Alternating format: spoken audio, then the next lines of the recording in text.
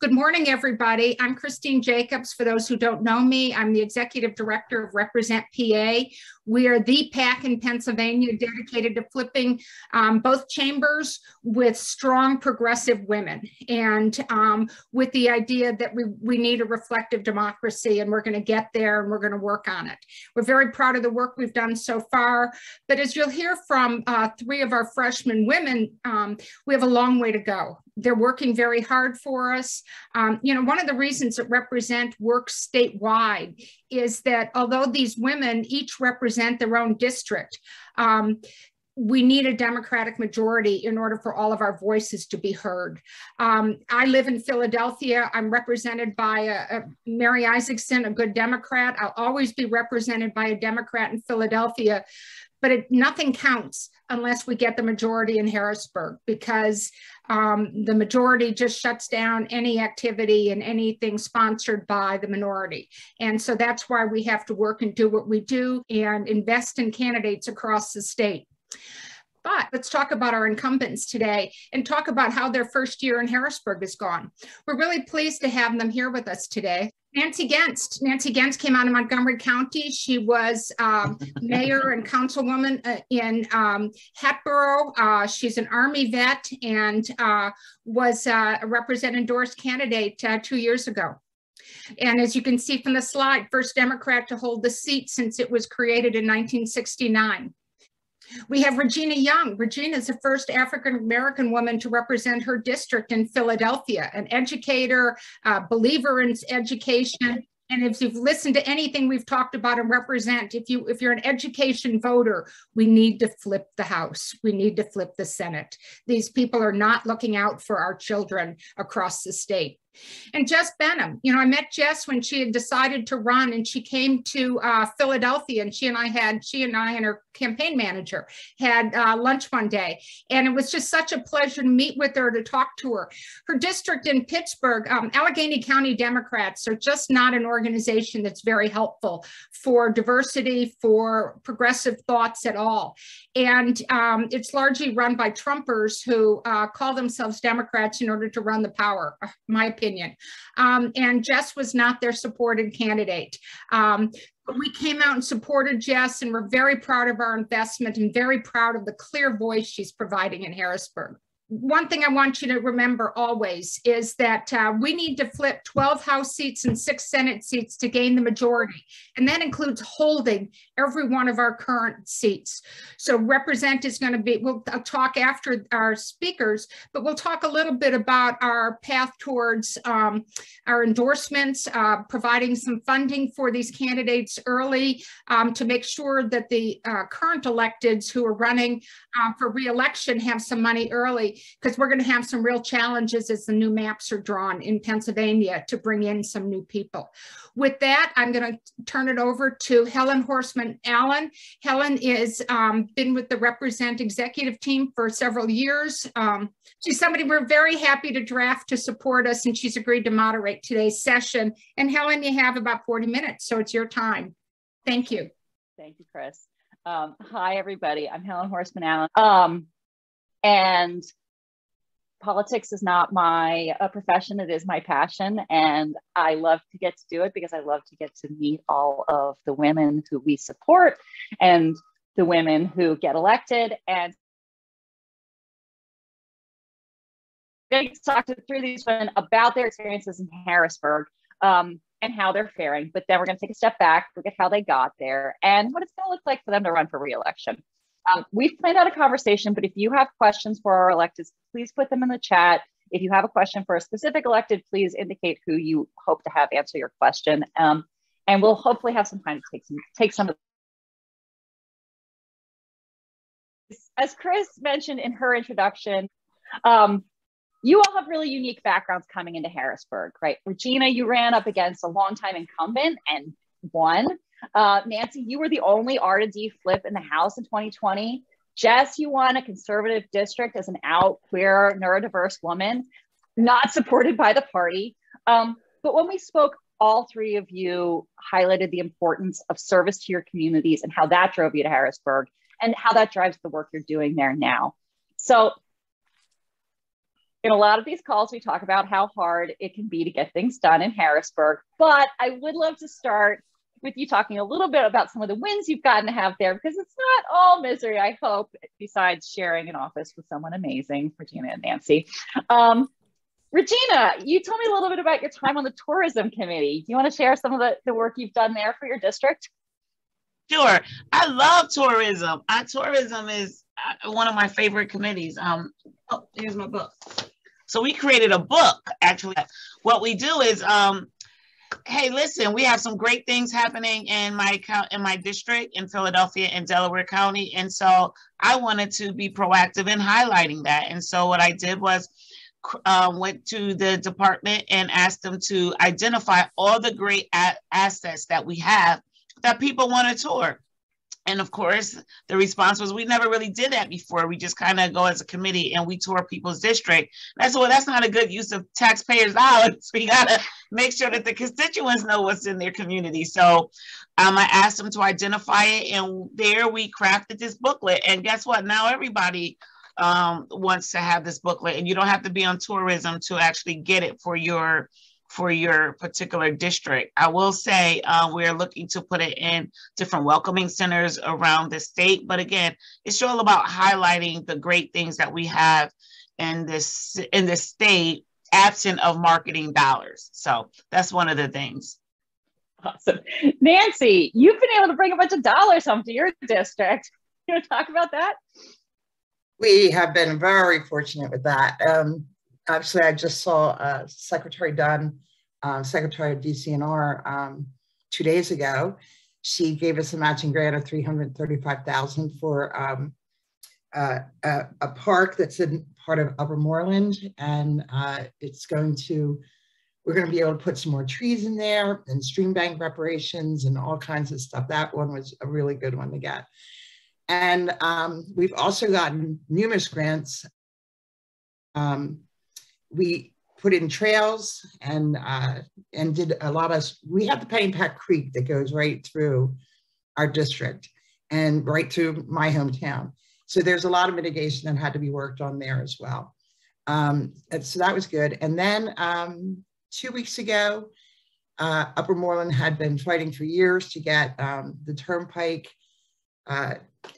When you first enter it, it's very narrow, and the cars can back up at work time in the morning for a mile. So we got a $1.65 million grant for them to start their engineering process. So we've been blessed here in District 152 with lots of grants. Yeah. And Jess, you actually sounded like you had one of the best experiences with some of your less political committees. You want to tell us about Aging and Human Services? Sure. So I serve on 3 committees, and 2 of them are Aging and Older Adult Services and then the Human Services Committee. And I find that in these committees, we're able to get a lot of bipartisan work done. So actually, when working in the Aging Committee, I was able to work with a Republican prime sponsor of a bill in order to attach an amendment to the bill that made the bill a lot better in providing for protection and privacy for older adults in nursing home and personal care home settings. So I was really excited about that opportunity. Of course, we're not seeing the sweeping changes that I would like to see, that I believe we really need when it comes to supporting older adults and supporting, particularly in my district, which has one of the highest rates of overdose from opioids in the entire state. So, we have a lot of big change that I would like to see happen that can only happen under a Democratic majority, but nevertheless, the ability to make those sorts of small but still meaningful changes on those committees has been really rewarding. Yeah, but things aren't always that peachy, right? I know that you maybe can continue to share about your health committee experiences. Oh my goodness. So health committee, it is one of the most political committees. Oh my goodness. Everything from the 5 public hearings on abortion that we had this spring to continued fights about vaccines and responses to COVID-19. It seems like everything that comes before health committees somehow gets politicized. So, you know, during the hearings that were basically filled with Republican selected speakers this spring, I had the opportunity own lived experiences as a disabled woman for whom pregnancy would be dangerous at the very least and potentially fatal as well. And I didn't share those experiences because I thought it would convince my Republican colleagues. I don't think that it works that way, though it was, I would say, disappointing to hear how many of my colleagues believed that I should basically just take the chance and potentially die. That was very disappointing to hear, but I shared my stories because I think it's important for people to see themselves represented in the state legislature and to feel like they have been seen and heard. And I think that when we share our stories, that people feel seen and heard in ways that they haven't felt before. I also don't think we should have to share the trauma that we have been through in order to be seen and heard. But for the moment, in the minority, it's what we've got. So I'm working with it. So, Nancy, you shared the kind of stonewalling that I think most people would find shocking, even down to names. Are we talking about the coffee cup? Oh, we're talking about the bridge. Oh, yes.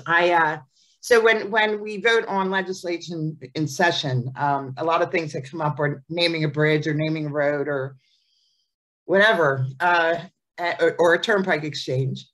And so I had one that was voted out unanimously from the Transportation Committee last March, and Cutler just stuck it in a drawer and said, "You're not getting anything this year, nada." You know, because we were the one seat that flipped. And to me, it's like, you know, grow up. It's a bridge, you know, it's not anyway, so that happens all the time. So I'm going to have another conversation with them next week when we're in session. And, you know, just remind them, like, we have another one out that's been put in a drawer for the Turnpike Exchange here that we wanted it to be named after Senator Stuart Greenleaf, who died about a year and a half ago. And he was the chair of the justice in the state Senate for over 20 years. And a diehard Republican.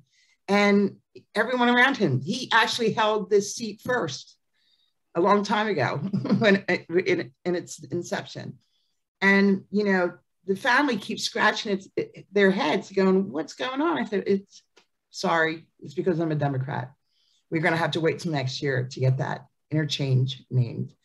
And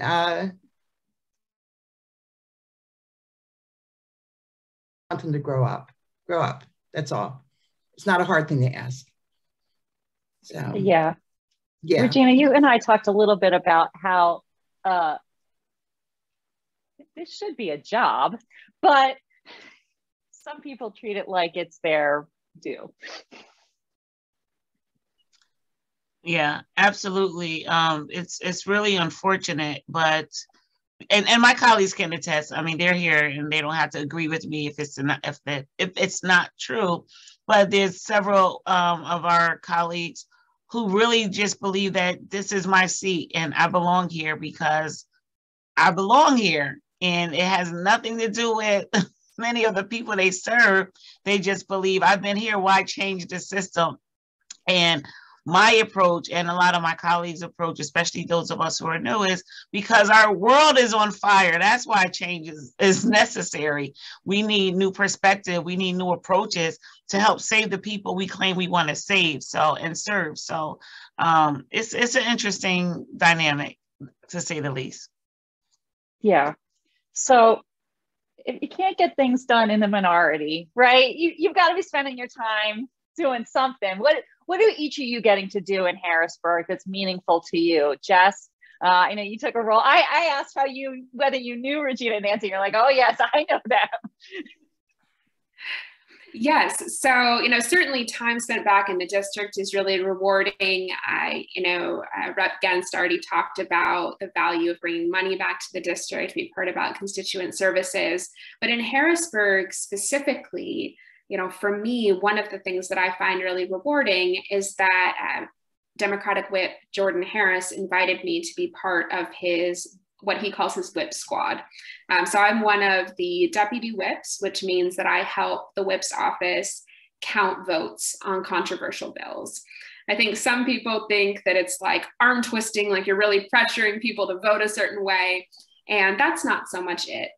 Particularly when we're in the minority, it's making sure that we have an accurate count of how Democrats are voting on certain bills so that we can ensure we have the numbers that we need to uphold the governor's veto. And so when it comes to really disastrous, horrible pieces of legislation, and we know we don't have the votes to stop the bill because we're in the minority, but what we do have is more than enough votes to sustain a veto.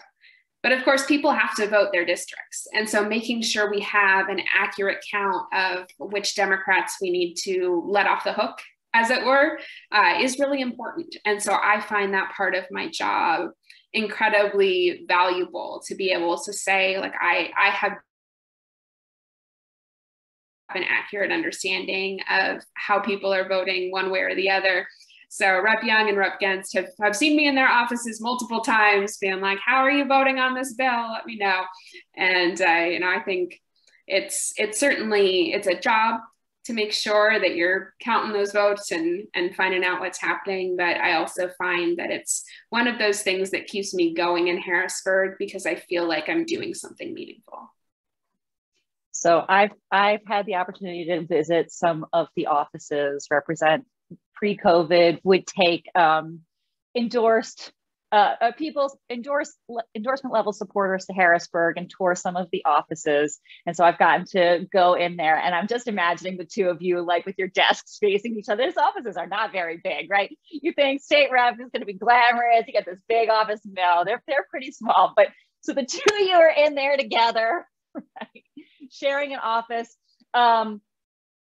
Regina, I would love to hear from the two of you how you kind of came together. And Regina, you talked about learning the ropes, and Nancy, you talked about like being a little more seasoned. So, when after the election last year, I just went down the list and started making phone calls, and Regina and I spoke, together on the phone for a bit. And when we learned that we would be sharing an office with somebody, I asked Regina if she would like to share one with me because I just really, really love her so much. And she said, yes. Now, let me just make something clear though. When you go into our office, we do have separate offices.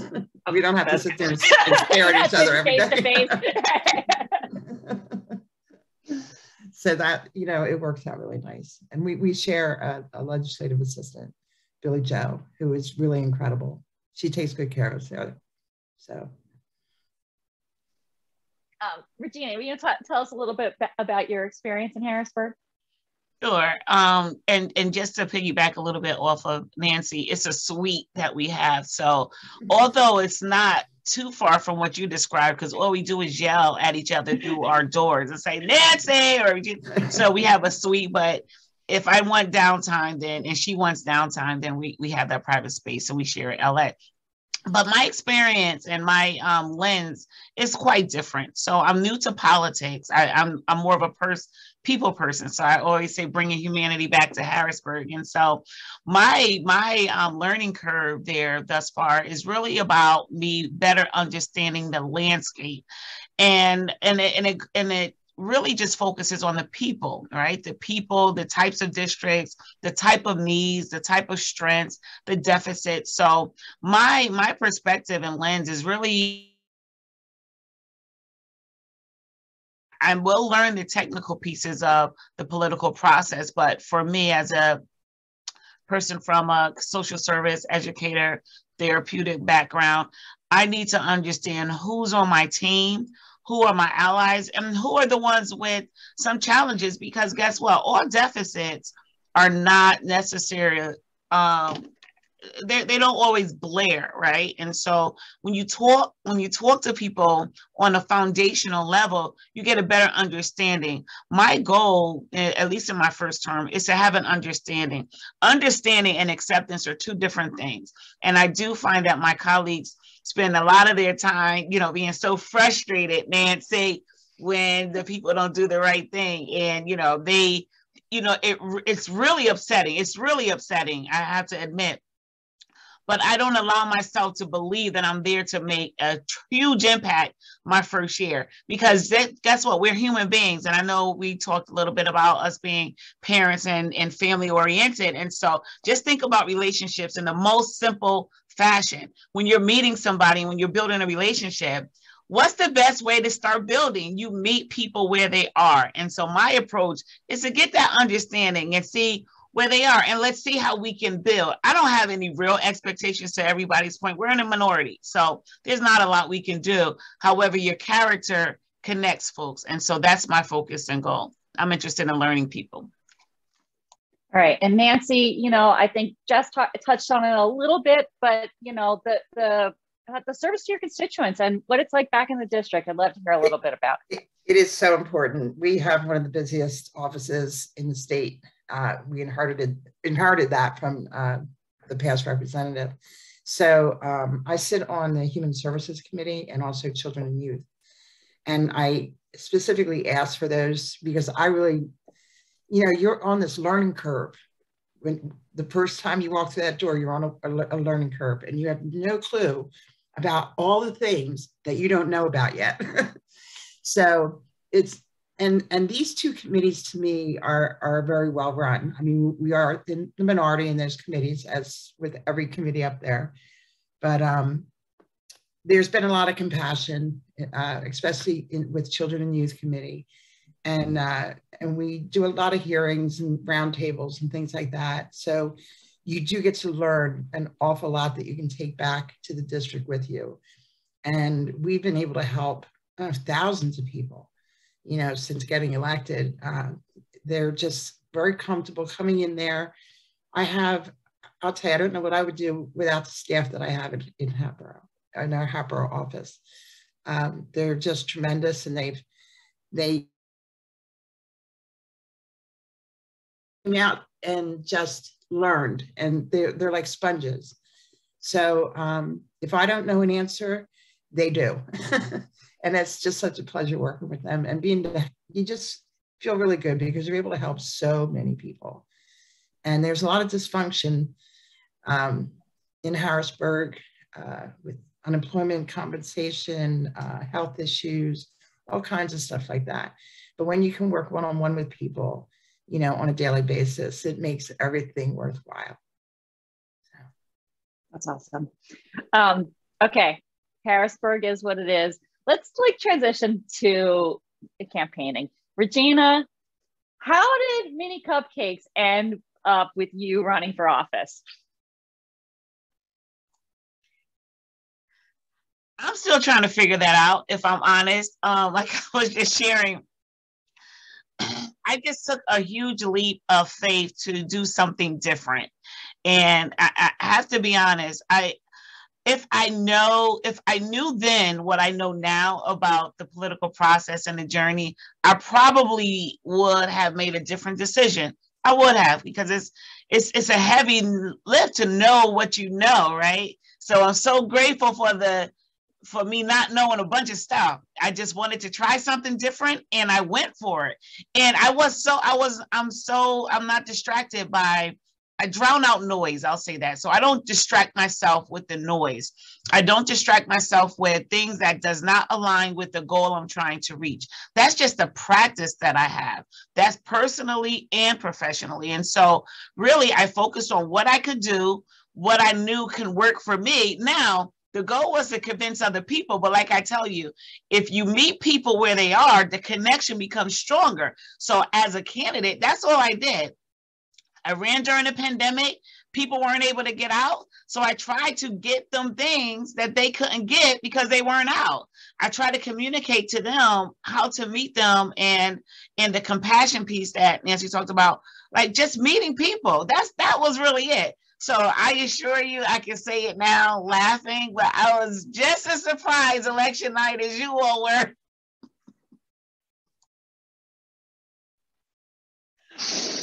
All right. So all of you, when I talked to you, talked a little bit about how, right, as Regina said, it's the people part, right? That campaigns were really characterized by your personal relationships and showing up for people. I'd love to have each of you share a little about one of those people for you. Jess, you told me someone that we should look out for if they were ever backing a candidate, like get on their side, but. Yeah, so for me, you know, I think that personal relationships are incredibly important, and I to run and win without the support of the party were the personal relationships that I had built throughout my district with key stakeholders and volunteers. But certainly I would say one of the people who was most crucial to my successful campaign was my campaign manager, Viola Garris. I think that Viola is one of the most talented young professionals in the campaign space right now. She doesn't always believe in herself as much as the rest of us believe in her. So I am really, really thrilled that she's running my reelection campaign, and then she's running State Senator Lindsey Williams' reelection campaign as well, because she is so brilliant and just incredibly competent and, you know, just very good at her job. So if she is ever running someone's campaign, if she's ever somebody's finance director, that's definitely a woman that you should keep your eye on, because Viola knows what she's doing. And so the friendship that I had with her, of course, His Royal Highness Ravi has to make an appearance and share his own opinion. But all that to say, you know, Viola is incredible, and that relationship with her, I would say, was absolutely critical to my successful race. Regina, anybody who followed you on Instagram knows your squad is got its own brand, right? Absolutely, we're the yellow shirt alert. So again, because I had very little dollars, I wanted to, I'm creative, I'm an educator, I'm a mom, like, hello. So I just used my little dollars, and we bought these little yellow shirts. They call us the bumblebees. And now people are looking for the yellow shirts wherever we showed up. Where's the yellow shirt? Because guess what? When they saw the yellow shirt, they knew we were going to be doing something. That's another thing. Have people expect you to do things. Our presence got to be a present wherever we go, whether that's professionally or personally. Make your present a present. So when people see us, they're like, oh, I know they got something going on. In our minds, guess what? I'm gonna turn my camera off when I leave for a second, but just these little things. I'm doing some little cookie givebacks to different people in the district, putting them in different offices. I just went to BJ's and got a box of cookies, and I'm putting Happy Holidays from Young. $2. That's all it was. So it's always the little things. It's always the branding, but people connect you to an energy. They connect you to something good. So you always want to be associated with something positive, productive, and good. So that's it. I was going to say, so Nancy, did she get that idea from you? You know, Regina comes up with her own ideas. You know, tell Regina. I had served 2 terms on council. Those were all good races to run, and then my term as mayor. So, you know, we've been, you know, putting out our messaging and telling our stories and all for quite some time. Campaigning, though, on this level is a lot different. You know, you need those incredible managers and consultants, and our team was. I can't praise them enough. And I'm getting my same campaign manager back this year. And I'm very fortunate because it's my son, Alex, and he is incredible. I mean, he covers every base, and you think you forgot something, he won't let you forget anything either. So, and he's on me constantly. And what's great about our relationship is, you know, we can scream and rant and everything else at each other. and then sit down and have dinner together. So it's it works out really well. We just know each other very, very well. But yeah, it's all about making the contact to the people out there. And I was fortunate enough at being mayor when I was running for state rep, we held bi-weekly town halls, virtual town halls, just to keep everybody up to grade. And, you know, I would bring in the chief of police and the head of, you know, our ambulance crews and making sure that everyone was aware of what was going on around the district. And I even brought in Representative Tom Mert, whose seat I was taking, to give us our update on what the state was doing so that they could see us in the same room together. And that worked out really, really well. Sometimes you have to be a little sly. But yeah, so I'm looking forward. You know, the only troubling thing that we have coming up is we don't know our maps yet. Okay, so, you know, and in a month, we're going to be starting petitions, a month and a half, something like that. So we need to know where our maps are at. And that's the only thing, you know, I know I'm going to lose part of my district, but gain it elsewhere, and that's fine.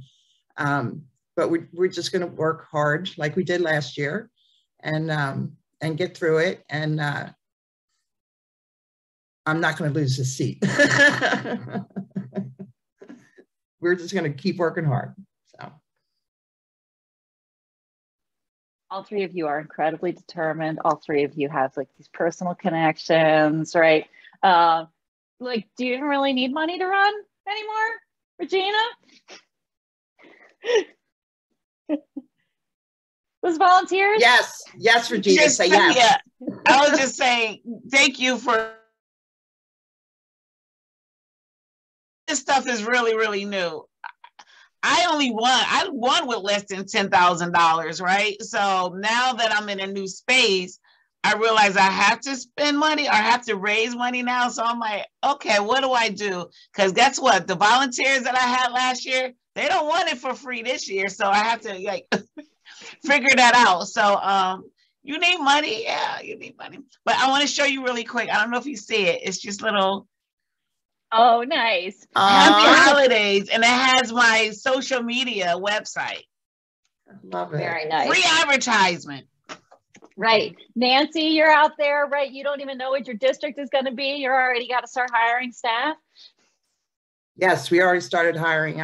I'm bringing on an environmental consultant onto my team this year. She's a scientist, and it's one of the things I don't know the minutia of. You know, where you know she can do a study on something for me and bring it back to me. And then we because the environment is very important to me, and we have a huge area over here called the Pennypack Trust, which is 850 acres. And a lot of people don't even know it exists. So we're putting out a lot of messaging about that area right now too. And we just got them a big grant to work some things out over at the Pennypack Trust. But yeah, so I think having an environmental consultant on my team this time is going to be really helpful. You know, we spent a lot of money to win the seat. We spent, I think it was about $350,000 on this seat. I mean, good Lord. So, and I can see that happening again.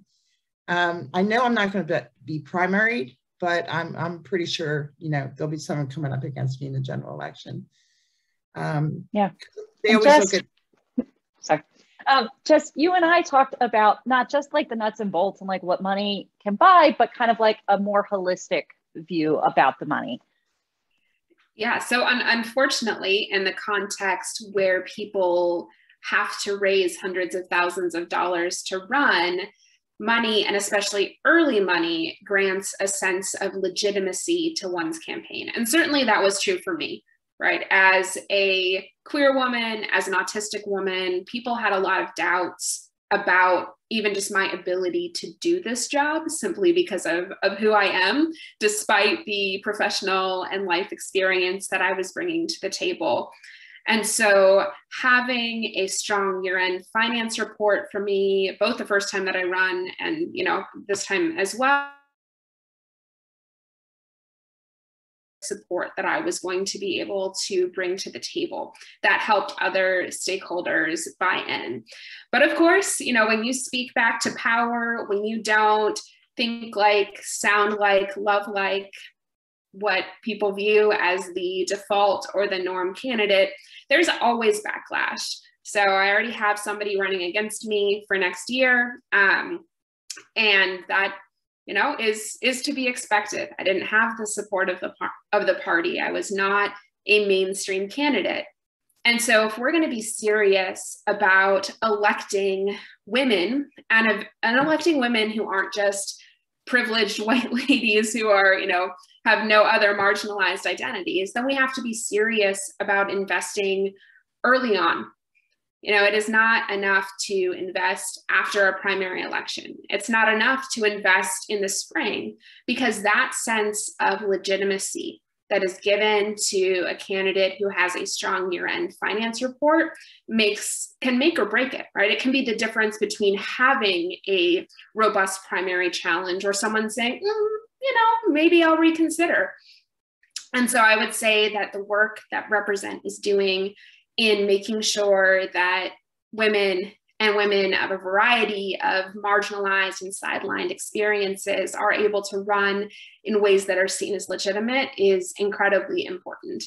And so I am, you know, very thankful to have had Represent on the team when I first ran. I'll hope to have you all on the team this coming time as well, and just incredibly grateful for the work that you're doing, because it's not enough to flip the House with generic white men Democrats. We know that that's not enough. We know that that's not going to lead to the kinds of bold change that we really need in Pennsylvania. And that's why the work that Represent is doing is so critically important. Well, with that, thank you, Jess. That was really lovely. And I will say, we were on a call the other day where someone said that the first four-figure check that every woman in the Pennsylvania Senate from the last 4 years got was from Represent. I was absolutely floored. So thank you for saying that. And so with that wrap up, I think let's see if people have any questions. So please put them in the chat. I did get one question already. That was, you know, can you talk a little bit about some of your chief frustrations or pressure points with getting bills moved forward and passed? Like, are the Republicans just stonewalling everything? Is there any opportunity? Yeah. In order to get our bills passed, well, as it stands now, because we're so divided, they have to really be the ones to introduce it. So a lot of our colleagues are the ones who will craft language, and they will, you know, introduce, you know, common sense legislation. But because of the political divide, they will only introduce it if they remove your name and put their name. And so oftentimes, and then, you know, there's some trickery there, but we have to decide, are we totally upset and going to vote against it, or is it really about the bill and moving legislation forward? So unfortunately, that's our compromise, but sometimes things are passed just not under our names. Yes, and you know, it's not about us, it's about the bills and about, you know, what we've told our constituents, that we're going to try our best to get things done there. So exactly what Regina just said, it's amazing. You know? Yeah, it's really sad, right? Mm-hmm. That, you know, sometimes it's a cooperative effort. So for example, Jason Ortitai, who actually happens to be my parents' state rep, and I are working together on a bill around disability education. And so he's the prime sponsor of the bill, but in actuality, Rep. Hohenstein and I were the ones who really crafted and put together the language and the legislation, but Jason's name comes first. And that's really, it was a cooperative effort, but that's not always how it happens. Sometimes the Republicans are like, ooh, that's a good idea. I like that. And then they take the introduced bill text and the co-sponsorship memo exactly as it's written, and they just reintroduce it, but under their name. Wild, right? Wild. They literally steal it. But hey, if the bill moves, then, you know, that's the ultimate goal. But it is really sad. You know, I have a bill that is sitting in a liquor control committee right now that would be really meaningful for my community if it were to move. And I have to explain over and over to people that there is one man who controls whether or not my bill moves. And that's the Republican majority committee chair. And they're just not interested. All right, well, so how many of them are retiring? Are there some open seats out there? And also, can I send the three of you out on the road to recruit candidates to run for those districts? Definitely. All right, just a little road show. I'm sure we can find some women out there who want to run. We have all this COVID money. Why is it just sitting there? What's going on with it, ladies?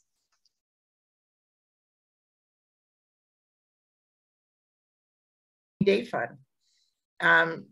It's like over $8 billion that they're not spending, that we got, you know, from the president, and they put it away.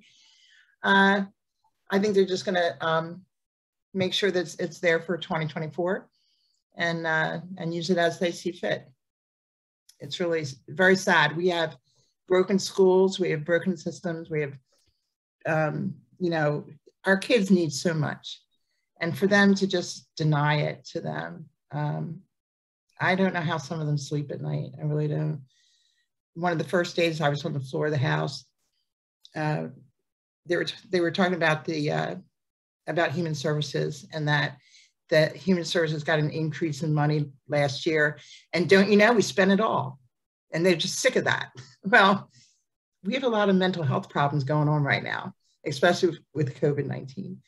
And we have more kids showing up at hospitals, and, you know, it's very sad out there. So yes, we could use every drop of that money, and they just decided to hold on to it. So, and just to add to that, I know when I encourage people, especially when they talk to us about the money and why is it sitting there. Earlier, I mentioned it's okay to reach across the aisle and let our colleagues on the other side know how much we need it. We have the power of pushing one button for one vote, but it's the people that we serve that can, you know, be our voice, right? When people come up to the Capitol and they want to come to our side and, you know, hammer us around the issues and what they want. Well, we want what you want, but we're not the ones who's holding the pocketbook. So let's be as uncomfortable and walk to the R side and knock on those doors, send those letters, have email blast campaigns, telephone campaigns to the other side, inundate their offices like their side inundate our offices. I will say it's helpful for the people who want what we want to take their discomfort and talk to the people who are not voting the way that is beneficial to their constituents, to their communities. So we want what you want, but they're holding the pocketbook. So just again, when you're talking about relationships, if you want somebody out of your face, you want the people out of your face who are nagging you, right? Think about it. Who wants somebody always in their face? Let me get these people out of my face. Let me give them something. So we rally up our constituents to bug the other side. I think things can happen, but unfortunately, we keep having conversations like this. And they're like, it's almost like a bully on the playground. Nah, you can't do anything about it. That's really what it's like. It's political circus. All right, well, so we're going to take back the power of the pocketbook. You know, I hope everybody on this call takes some time to think about, you know, supporting Represent, helping us fund women like these three great, incredible women. I thank you all so much for your time. This was such a great conversation. I really enjoyed getting a chance to talk to all of you. Chris, I'm going to turn it back to you. And Helen, thank you so much for leading this conversation. Helen is on the state board of Emerge Pennsylvania, which really works to support women running for office. And so I thought she'd be a great person to have on leading this conversation. On this call today, we have once and future candidates. I know that we've had Claudette Williams is on the call. Jill Williams is on the call. They're both candidates we've supported in the past. I saw that Denise Maris is on the call. I know she's planning to run against Stephanie Borowitz, not my favorite Republican in the state legislature. But we don't really know exactly what districts are going to be like. So a few things. First of all, redistricting. New maps are coming. We don't know when. We've thought they were going to be out by now. The way the process works is that the committee, which is 2 Democrats, 2 Republicans, and a quote independent, are supposed to be coming out with the maps for both House and Senate. You may have seen that, there have been some trial balloons of US Congress maps, which again look like some of the ones we've seen in the past. But I have faith that the people are working on Pennsylvania maps for our legislature, and we look forward to seeing them. The legislature can then accept or decline what the committee comes out with, and the final decision will then go to the PA Supreme Court. Republicans are planning to stall. We heard this from Vincent Hughes in our last call. Republicans want to stall so that 2022 ends up with the same maps as this year, or that new candidates don't have time to mount a campaign. Please go watch the recording of our call with the leaders of the campaign committees. It's fascinating. And what I really loved is echoing some of the comments from our representatives on today's call. We are a valuable partner and we want to make the difference to campaigns. It's going to be a By the way, I want to remind our 3 legislators on the call today, we have an abbreviated endorsement process underway for incumbents. We hope you'll get your applications in this week, and we hope to allocate some funds next week. We want to be in your December 2021 numbers, and we can only do that if you get your applications in and you make sure that all your peers do. We have Represent right now has $170-something thousand in the bank. We want to allocate, it doesn't do the candidates any good for that money to be sitting in the bank. We want to raise another $300,000 this year, and we want to raise it early. One of the points made earlier is with the delayed maps, and we need to get out early with money. We want to get out early and endorse people, and that can only happen if the people who listen to us, the people who are on our list, introduce us to their friends so that we can raise more money, so that we can make sure that the world knows that we're behind these women. And we want, and then as I said, we plan to make our incumbent investments in December so they can show up in people's numbers. So, I take such pride, and I hope everybody listening in on the call, many of you are our donors. And we want to make sure that our donors who are on the call have as much pride in listening to these women as we do, and on the Represent Executive Board. Don't you feel good that these 3 women are out there and they're speaking for their districts, but they're also speaking for all of us in Pennsylvania? I wrote the note in the chat, and following the comments that several people made. We've talked about this many times. Some people run for office to be somebody and then they feel entitled. And guess what? That's gone for both Democrats and Republicans. It's part of the reason that Pennsylvania still ranks 30-something in the United States in terms of women in our state legislature, is the Democrats were part of the problem. They were part of the problem in terms of supporting women and supporting people of color and supporting diverse candidates. And we had a queer woman with autism on this call who's a fabulous state representative, and that she was not the pick of the party. And yet we know that she's doing a wonderful job for all of us in Pennsylvania. And that's what we need. And so that's why Represent exists. We don't give money to the party. We make our decisions ourselves on who we think should be supporting us in Harrisburg.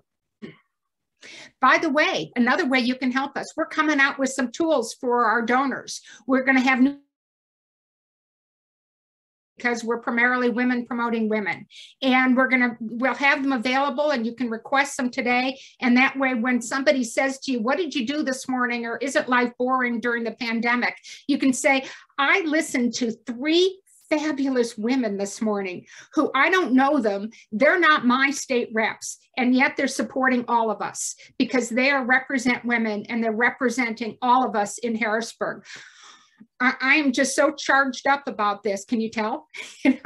Can you tell? It's not just the caffeine talking. And we're going to have these. We've ordered, and we're going to have buttons for people about supporting women, so that you can wear a button everywhere you go and stick it on your purse. And so somebody says, what does that mean? You can say, I support change in Harrisburg, and I support Represent PA, and shouldn't you? So again, thank you all very much for being on the call. Hearing from 3 different women with 3 different life experiences, and yet they've all come together and gotten to know each other and are working together. And how great is that for this holiday season? How great is that to remind you that there is good in the world, and we should just feel good about it. We should feel good about the donations we've made in the past. We should feel good about the money that we're going to invest in the future. And we should feel really good about the fact that in the next couple of weeks, you'll see an announcement that we've given more money to some of our incumbents to make sure that they're still going to be back in Harrisburg, and to take the burden off of them, so then we can start working. Once maps are available, we can start working on electing more women. So everybody, thank you very much. Happy holidays to everybody, no matter what you celebrate. Happy holidays in the season of light. Let's get through the solstice and onward into the spring and 2022 elections. Again, thanks for finishing out the year with us.